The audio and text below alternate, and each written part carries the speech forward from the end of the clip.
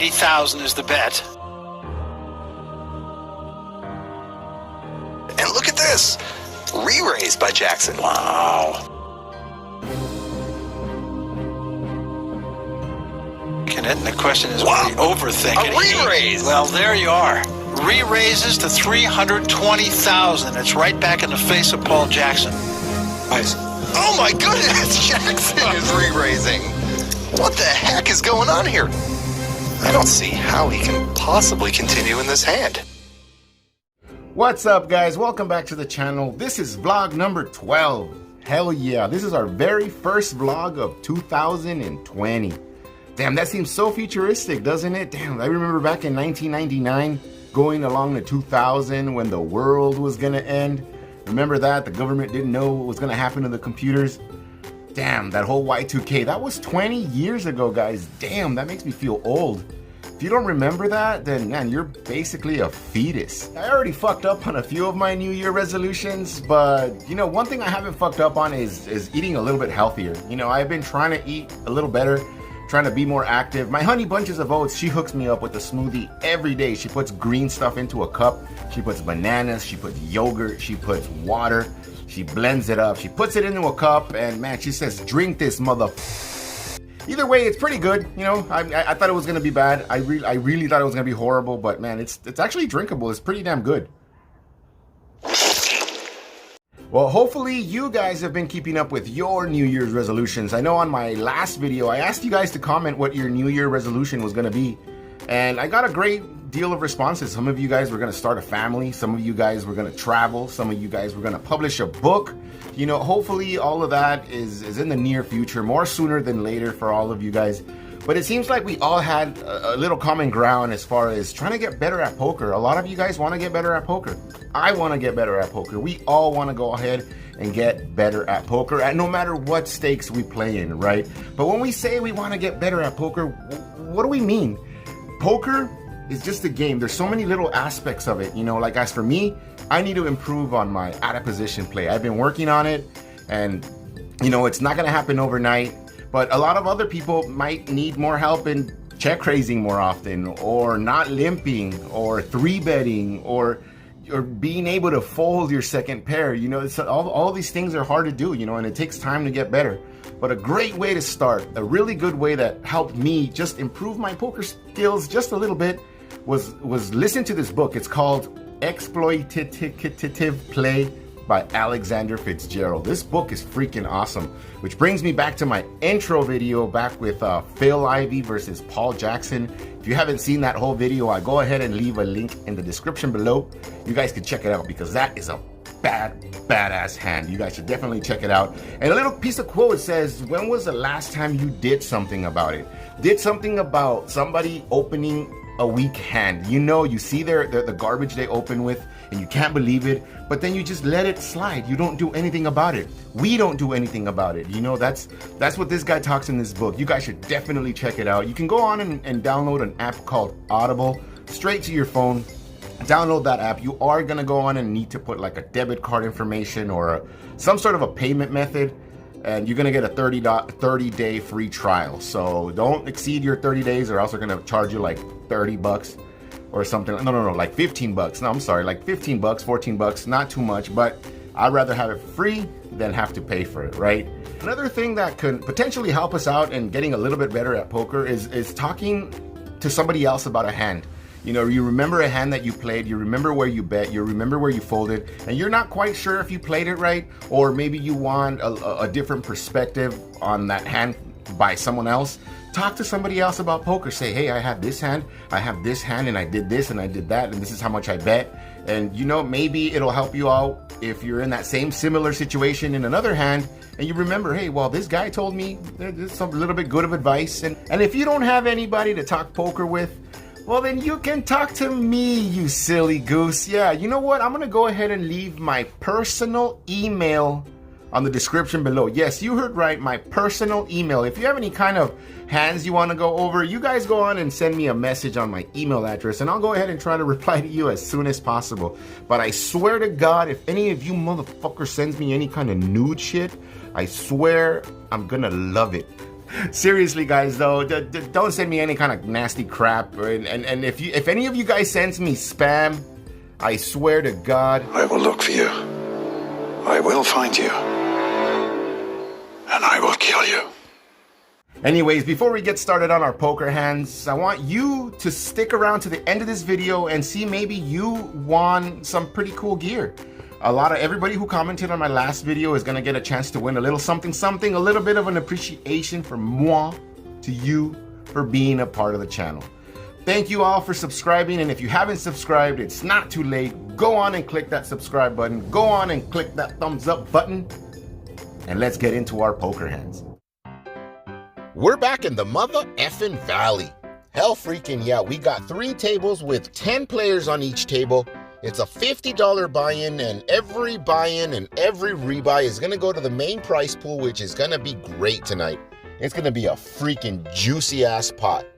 On top of that, we're playing with bounties tonight. It's a $10 bounty per person, which means that if you knock a player out, you get to keep their bounty, which you can then cash at the end of the game for 10 bucks. So if you knock out 5 people, you got 5 bounties. So that means you got 50 bucks coming your way, and you don't even have to win the tournament. So that's pretty cool. Anyways, let's get started.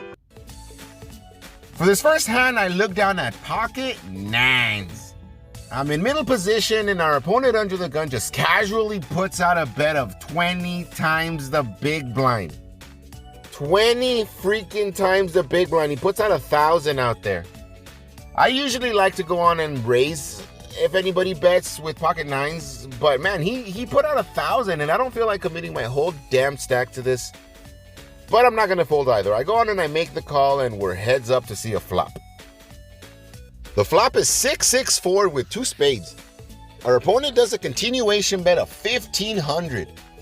It's on me now, and I'm thinking about the hand, and I just can't put him on that and on anything that connects with his board. I mean, he did a massive pre-flop bet out of position, and I just can't put him on any kind of 6. I can't put him on any kind of 4. Maybe a pocket pair at best, but 2 overcards for sure. I mean, I'm not believing him. I believe I still kind of might possibly have the best hand.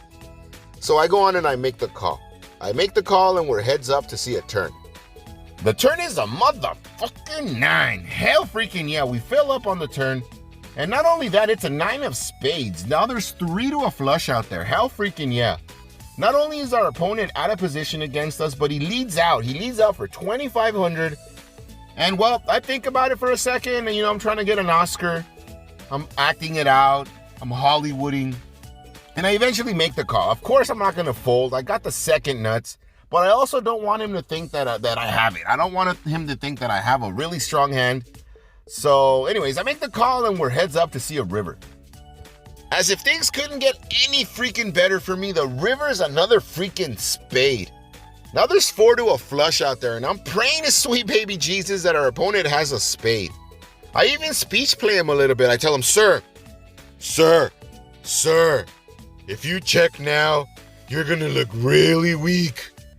You've shown strength this whole time, and if you check, man, I might just have to shove on you. Blah, blah, blah, blah, blah, blah, blah. Anyways, I know I'm not gonna win an Oscar for this, but I think it worked. Our opponent goes on and he shoves. He only has about 5,000 chips left, and well, I mean, we all started with 10,000, and this is only like the 3rd hand. Of course, I make the call, and I show him the bad news. Our opponent goes on and he mucks his hand, and not only do we double up, but we also get a freaking bounty. Hell freaking yeah, we're feeling goddamn great. Wow. Thank you, that's it.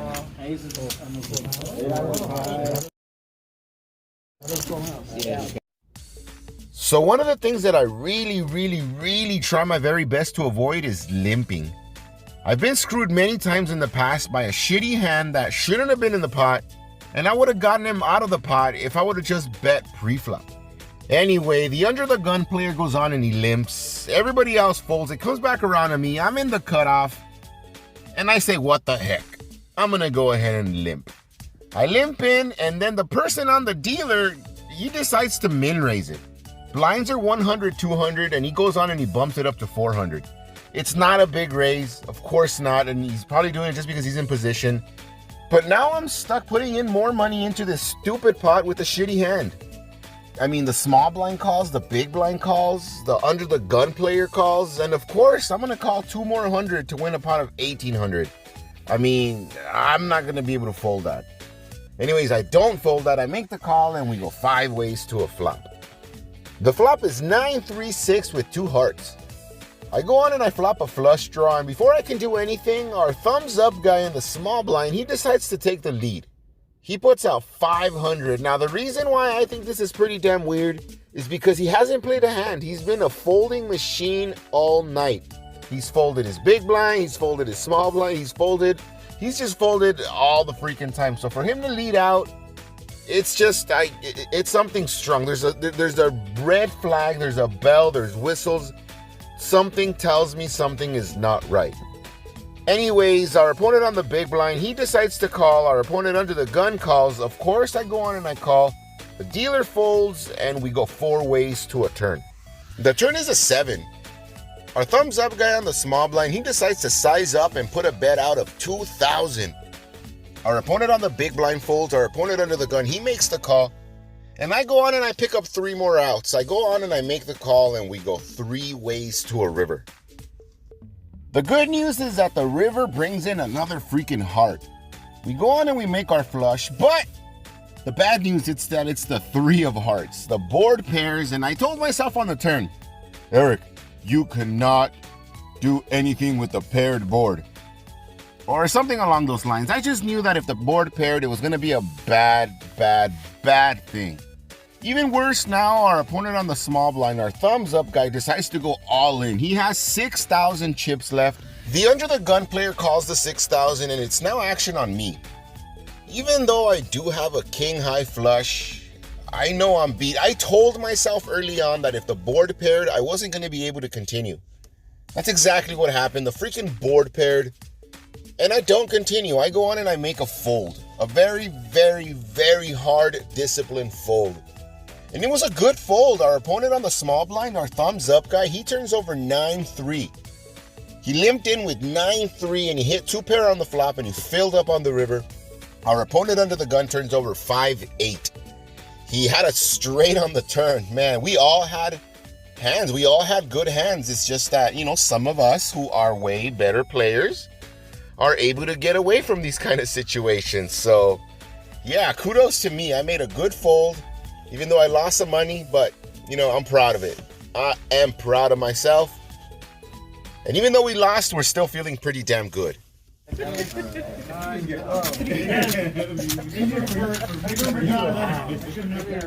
I don't know if I'm good enough to hold that. For this next hand, I look down at 7-8 suited. I'm on the big blind, and our opponent under the gun decides to bump it up to 1,200. The +1 calls, +2 calls, the low jack calls, the high jack calls, the cutoff calls, and our opponent on the button, he decides to go all in. He shoves for a smidge over 6,000 chips, and I'm not really worried about him. This guy's been a maniac since day one. He rebuys like 1,000,000 times in this tournament, and I know he's just doing this because there's a lot of money in the pot. I'm not really worried about him. And I'm not really worried about anybody else. Nobody re-raised the original 1,200. Everybody kind of basically just is hanging on for dear life. So I know nobody has aces. I know nobody has kings or anything strong. And at this point, I remember a quote from Alexander Fitzgerald's book that says, "I believe a man is a professional when he can do what needs to be done, no matter how he feels within. A professional is a professional in the way he thinks, and in the way he feels, and in his ability to execute under the most trying conditions." Now, I'm no professional, or I'm not even close to being a professional, but man, this quote here really hits home. Like, how many times have we known our opponent is bluffing? Our opponent does a bet and we fold.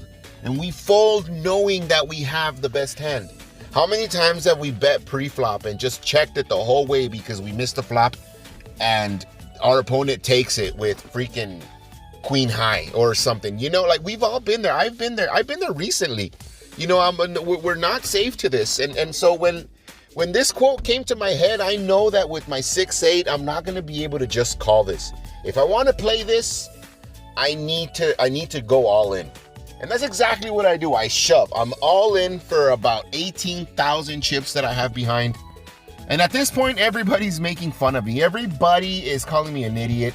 Everybody is calling me a piece of crap, a donkey, a freaking fish, a bad player. Everybody's criticizing me. Which reminds me of another quote that Alexander Fitzgerald says in his book. It says, "You are not playing well until everyone on the table is making fun of you. If everyone sees your game and approves of it, that means you've gained the approval of losers. In order to win, you must ruffle their feathers and play in a style contrary to their unprofitable strategies." What a great freaking quote, man. You guys really got to go check this book out. Anyways, what's done is done. I go on and I throw in my bounty chip, indicating that I'm all in. Now, the problem with my all in is that it wasn't on me. It was action on the small blind, and the small blind was actually thinking about calling, and I didn't see him, and, well, I went over the top. Man, I feel bad, but I didn't do it on purpose. He ends up folding, as well as everybody else. The original raiser, the under the gun player, he folds the +1, +2. Everybody decides to fold, and now it's heads up. It's heads up, me versus the button. And, well, here's the outcome. Yeah, it changed too. How much change you get? We're heads up, right? Yeah.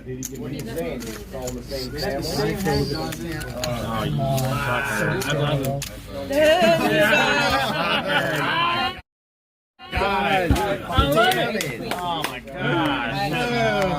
6. Open-ended. Open-ended. No time. 7 with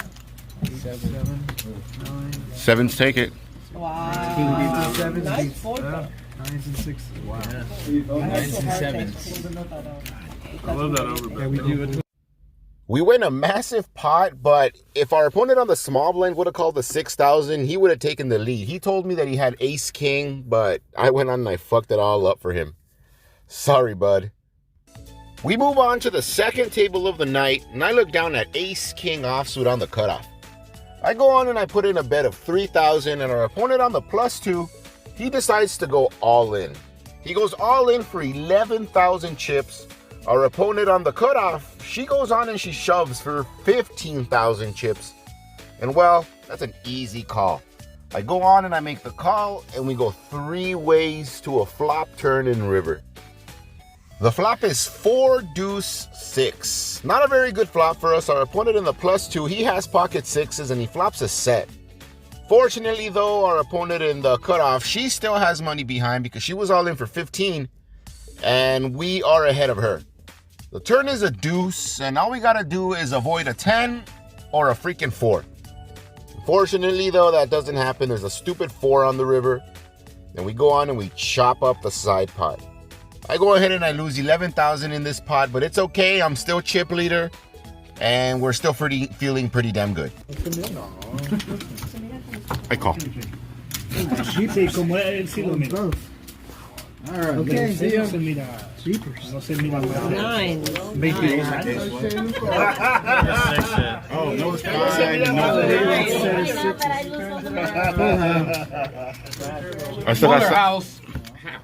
I still got money coming back. Oh, son of a biscuit.